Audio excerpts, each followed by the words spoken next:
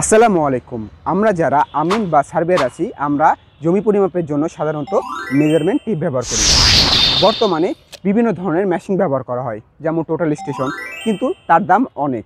এর জন্য আমরা এর বিকল্প হিসেবে ব্যবহার করছি আমরা টেলিস্কোপ ডিস্টেন্স মিটার। আচ্ছা, প্রথমে আমরা জানবো এই মেশিনের নামটা কি। আসলে এই যন্ত্রটার নাম হচ্ছে টেলিস্কোপ ডিস্টেন্স মিটার। আচ্ছা, ঠিক আছে, আমরা এটার নাম জানলাম। এটা দিয়ে আসলে কি করা যায়? এটা মূলত সার্ভে কাজে ব্যবহার করা হয়। এই যন্ত্র দিয়ে মোটামুটি 7 থেকে 8 প্রকার কাজ করা যায়। সার্ভে ক্ষেত্রে মোটামুটি আমরা 4টা কাজ করলে এনাফ।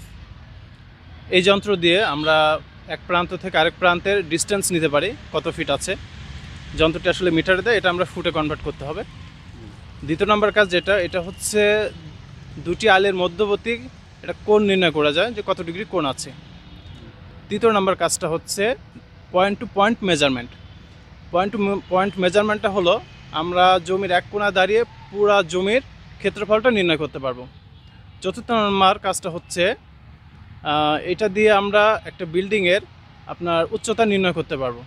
চলুন এবার আমরা এই মেশিন দিয়ে একটা ডিস্টেন্স মেজার করে দেখি যে আসলে সঠিক মান দিচ্ছে কিনা। এই মাপটা নেওয়ার জন্য প্রথম কথা হচ্ছে আপনাকে একটা ফোকাস জায়গা করতে হবে, তাই না? এটার জন্য আমাদের 0.5 মান আগে আমাদের ধরে নিতে হবে, ঠিক আছে? এটা আমি ক্যালকুলেশন আপনাদের বুঝে দিচ্ছি, কারণ এখানে মান কিছু কম আসবে।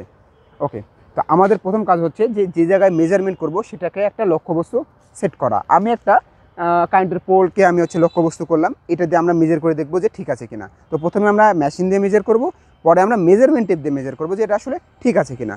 তো আমাদের প্রথমে কাজ হবে, এদিকে আসে যদি আমি দেখাই, প্রথমে আমরা মেশিনটাকে অন করে নেব। আমরা অন করলাম, জাস্ট ইজিলি ব্যাপার। এবার আমরা এটাকে ফোকাস করব।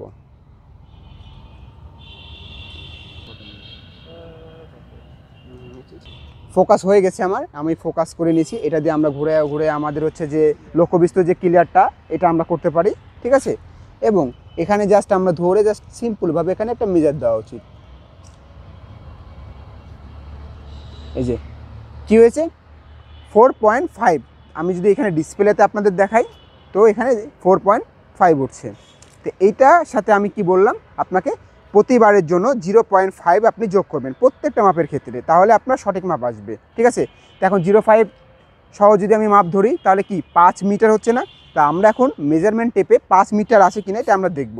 চলো মেজারমেন্ট টেপটা দেখি, আপনি একটু ধরেন।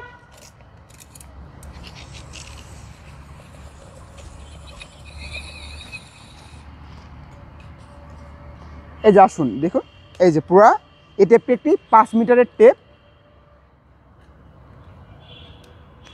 যে এই টেপটা একটু 5 মিটারের টেপ, দেখুন 500, এই যে 16 ফিট, এই যে 5 মিটারের টেপ।